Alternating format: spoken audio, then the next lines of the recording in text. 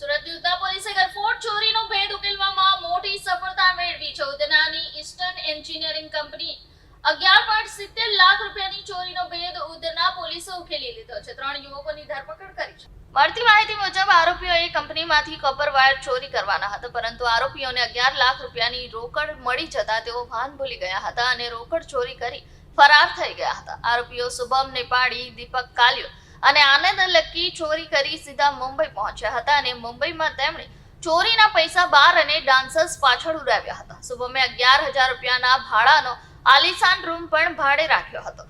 મોંઘો કેમેરો પણ ખરીદ્યો હતો. પોલીસે તપાસ દરમિયાન સીસીટીવીમાંથી કંપનીની ગ્રીલ કાપી ઘૂસતા આરોપીઓની ઓળખ કરી હતી.